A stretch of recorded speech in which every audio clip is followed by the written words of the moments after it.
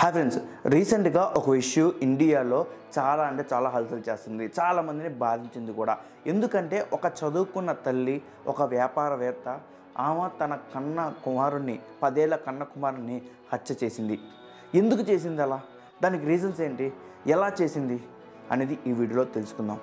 So ఈ వీడియోలోకి వెళ్ళే ముందు నా ఛానల్ ఒకసారి చూడండి. నా వీడియోస్, నా షార్ట్స్ మీకు నచ్చితే మీ అభిప్రాయాన్ని కామెంట్ బాక్స్లో తెలియజేయడమే కాకుండా మీ ఫ్రెండ్స్కి షేర్ చేయండి ఈ వీడియో అండ్ నా ఛానల్ కూడా. బేసిక్గా ఎక్కువ చదువుకుంటే ఎక్కువ జ్ఞానం వస్తుంది. ఎక్కువ జ్ఞానం వస్తే ఇలాంటి తలతిక్క పనులే చేస్తూ ఉంటారు. అసలు కన్న కుమారుని చంపేయాలన్న ఆలోచన ఎలా వచ్చింది తనకి, అసలు ఏం జరిగింది అనేది చెప్తాను. ఈరోజు పూసకొచ్చినట్టు చెప్తాను. ఇదంతా నెట్లో సంచరిస్తున్న ఆర్టికల్ సమాచారం మాత్రమే. మళ్ళీ అక్కడేదో నేను వెళ్ళి చూసినట్టు చెప్పట్లేదు. జస్ట్ నెట్లో ఉన్న కొన్ని ఆర్టికల్స్ సమాచారాన్ని బేస్ చేసుకొని నేను వివరణ ఇస్తున్నాను. ఏమో మైండ్ఫుల్ అనే ఒక స్టార్టప్ కంపెనీ బెంగళూరులో స్థాపించింది. అంతేకాదు కొంతమంది ఉద్యోగం ఇస్తుంది. ఏమో చాలా టాలెంట్ పొరలాడు. అది ఎలా అంటే హార్వర్డ్ యూనివర్సిటీలో ఈమెకి ఫెలోషిప్ ఉంది. అంతేకాదు ప్రపంచంలో ఏఐ ఎథిక్స్, ఆర్టిఫిషియల్ ఇంటెలిజెన్స్ ఎథిక్స్లో టాప్ 100 మందిలో ఈమె కూడా వ్యక్తి. ఇంతటి జ్ఞానం ఉన్న ఈ అమ్మాయి ఎందుకని తన కుమారుని హత్య చేసింది? బేసిక్గా మొన్న సాటర్డే నైట్ గోవాలోని ఒక హోటల్లో దిగింది ఈ సుచనా సేతు. తన కుమారుడితో దిగింది. తర్వాత మండే మార్నింగ్ తను ఒక్కటే వికెట్ చేసి వెళ్ళింది. సో అప్పుడు కూడా హోటల్లో కూడా అనుమానించలేదు.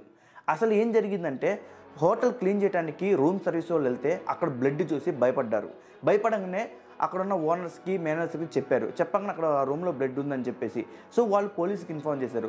పోలీస్కి ఇన్ఫార్మ్ చేయగానే వాళ్ళు సీసీ కెమెరాకి టెస్ట్ చేస్తే రూమ్ చెక్ ఇన్ అయ్యేటప్పుడు తల్లి కొడుకు ఉన్నాడు. రూమ్ చెక్అవుట్ చేసేటప్పుడు తల్లి కొడుకు లేడు. తల్లి మాత్రమే ట్యాక్సీలో వెళ్తున్నట్టు ఉంది ఒక బ్యాగ్ పట్టుకొని. సో వాళ్ళకి ఒక కన్ఫ్యూజన్ ఏర్పడింది, అసలు ఏం జరిగింది ఆ రూమ్లో అని చెప్పేసి. సో పోలీసులు ఏం చేస్తారంటే ఆమెకు ఫోన్ చేశారు. అమ్మ, మీరు ఈ రూమ్లో దిగారు కదా, ఇక్కడ బ్లడ్ ఉంది, అక్కడ సిచ్యువేషన్ అలా ఉంది, ఇలా భయపడుతున్నారు, అసలు ఏం జరిగింది, అక్కడ బ్లడ్ ఎందుకు ఉందనే నా పీరియడ్స్ అని చెప్పింది తను. అంతేకాదు మీరు చెక్ అయ్యేటప్పుడు కొడుకున్నారు కదా మీ చేతిలో, కొడుకు ఎందుకు లేడని చెప్పేసి అడిగితే తను నార్త్ గోవాలో ఉన్న వాళ్ళ ఫ్రెండ్ వాళ్ళ ఇంట్లో వదిలేసి వెళ్తున్నట్లు చెప్పింది.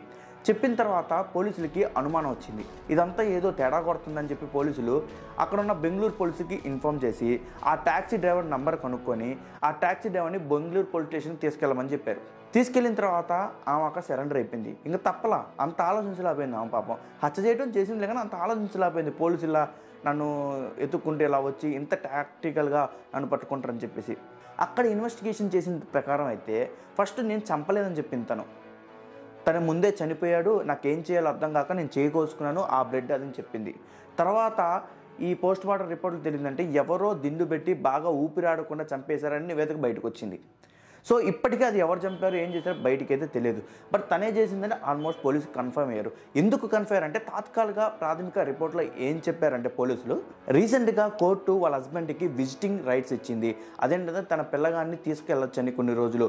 సో ఆ విజిటింగ్ రైట్స్ ఇవ్వడం వల్ల తన మనస్తాపం చెంది పిల్లగాన్ని చంపేశాను అని తాత్కాలిక ప్రాథమిక విచారణలో తేలింది అని పోలీసులు చెప్తున్నారు. వాళ్ళు అలా భావిస్తున్నారు అయ్యి ఉండొచ్చు కూడా.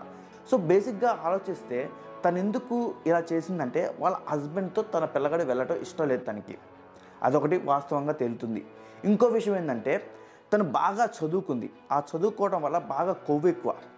ఆ కొవ్వు ఎక్కడం వల్ల ఇప్పుడు ఫర్ ఎగ్జాంపుల్ హస్బెండ్ బాగా చదువుకొని వైఫ్ బాగా చదువుకుంటే వీళ్ళిద్దరి మధ్య అండర్స్టాండింగ్స్ కుదరవు. అందుకనే మన పూర్వీకులు పెళ్లి చేసే టైంలో చాలా పద్ధతిగా పాటిస్తారు. అదంటే అమ్మాయి వయసు తక్కువ ఉంటో అబ్బాయి వయసు ఎక్కువ ఉంటో, లేకపోతే అమ్మాయి బాగా చదువుకుంటే అబ్బాయి బాగా చదువుకోకపోవటం, ఇలాంటి ఈక్వేషన్స్ చూసుకొని పెళ్లి చేస్తారు.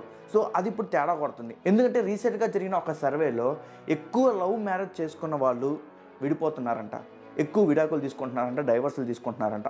ఎందుకు అంటే వీళ్ళిద్దరి మధ్యన ఈగోస్ పెళ్ళైన కొంతకాలం తర్వాత బెడ్స్ కడుతున్నాయి. ఒకళ్ళంటే ఒకళ్ళకి చెదర వస్తుంది. సో అందుకని చెప్పి విడిపోతున్నారు. వీళ్ళ వల్ల పిల్లలు అమాయకులు అయిపోతున్నారు. పాపం వాళ్ళకి అమ్మా నాన్న ప్రేమ లేకుండా పోతుంది. ఇది వీడియో. ఈ వీడియో మీకు నచ్చితే లైక్ చేయండి, షేర్ చేయండి, సబ్స్క్రైబ్ చేయండి. This is Nagarjuna Devarasetti signing off.